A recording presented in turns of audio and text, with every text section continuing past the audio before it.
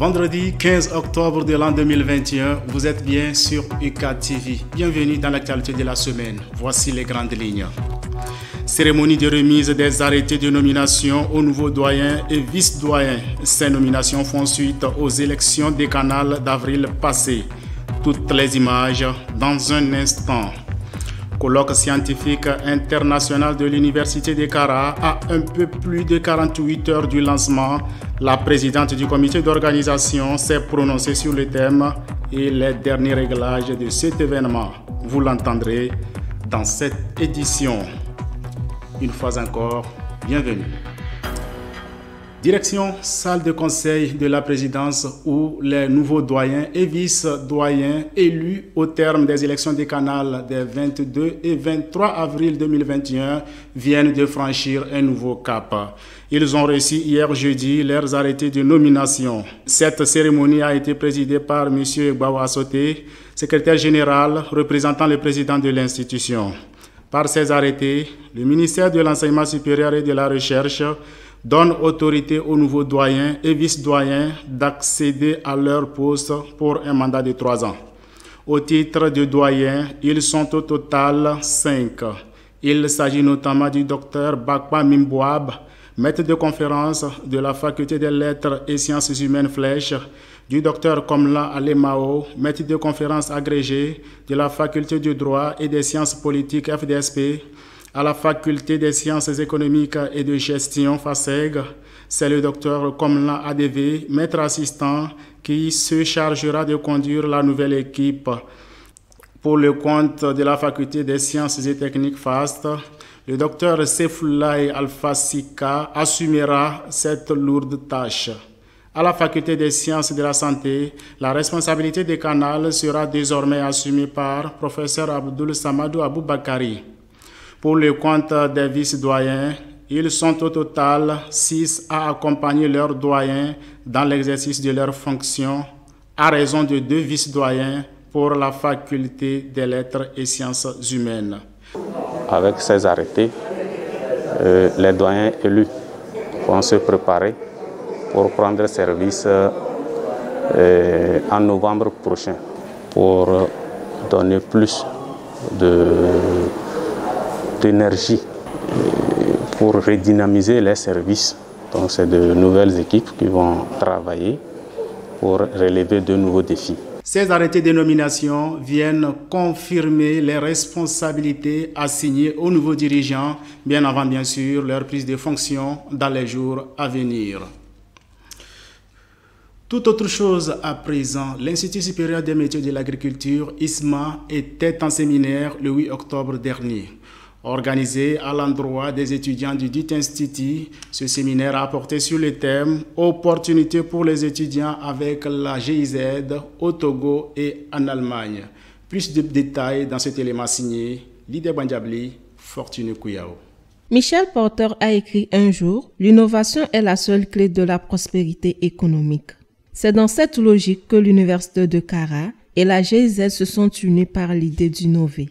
Cette idée d'innovation a été présentée au cours d'un séminaire qui s'est tenu le vendredi 8 octobre dernier. La rencontre a réuni les étudiants de diverses filières de l'Institut supérieur des métiers de l'agriculture ISMA et a été animée par M. Bassian Béger, chef de programme Centre d'innovation verte ProCIF. C'était en présence de M. Ati Chabi, directeur d'ISMA. On s'est dit comment pouvons-nous alors organiser ou bien animer un partenariat avec les universités en Allemagne sans savoir ce que les Allemands font chez nous au Togo. Et c'est là que le président de l'université de Kara nous a instruit d'inviter un expert de la GIZ pour venir nous parler et de la GIZ au Togo, qu'est-ce qu'ils font et qu'est-ce que cela peut apporter à nos étudiants. Renforcer la visibilité de la coopération de la GIZ et montrer aux étudiants qu'ils sont capables de collaborer avec le projet ProCIF. Tel est l'objectif de ce séminaire. Nous avons aujourd'hui commencé à présenter la coopération allemande au Togo et donc quels sont les différents projets de la GIZ au Togo actuellement. Nous avons après mis le focus en particulier sur le projet Centre d'innovation verte. Et voilà, on a également invité quelques de mes collègues techniciens qui étaient connectés en ligne pour répondre aux différentes questions des étudiantes.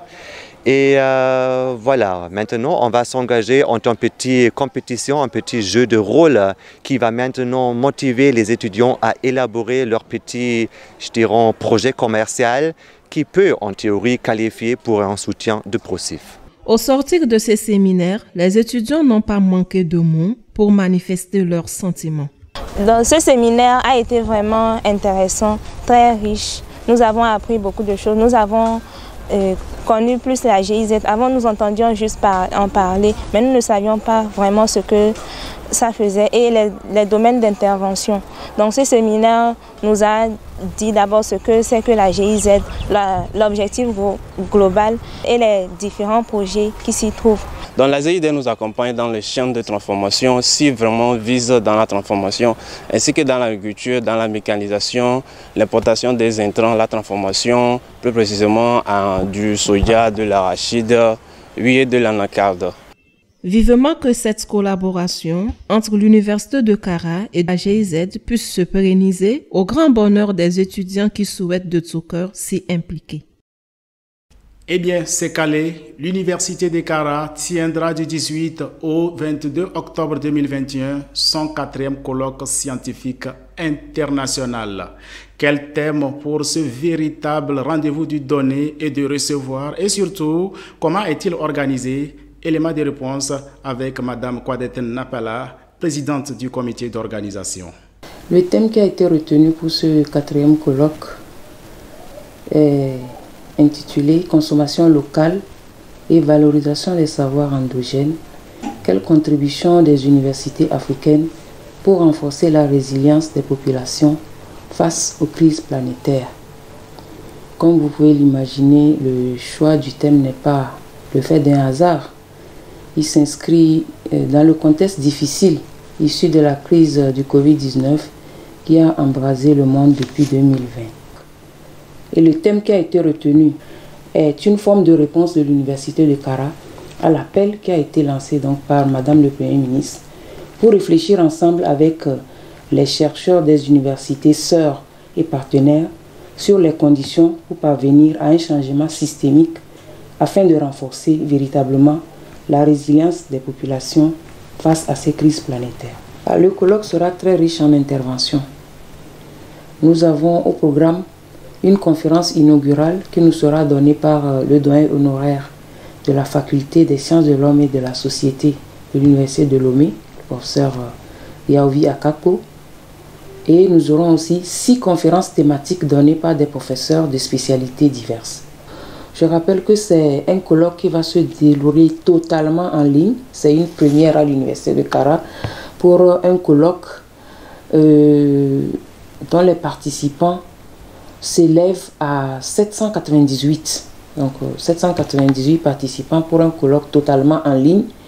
Et les 798 participants proviennent de 11 pays différents. Il y aura des participants peut-être qui pourraient se rassembler pour communiquer ensemble ou pour participer au débat. Et donc, pour ces participants qui se rassembleront, je leur demande quand même de respecter toujours les mesures barrières. C'est très important.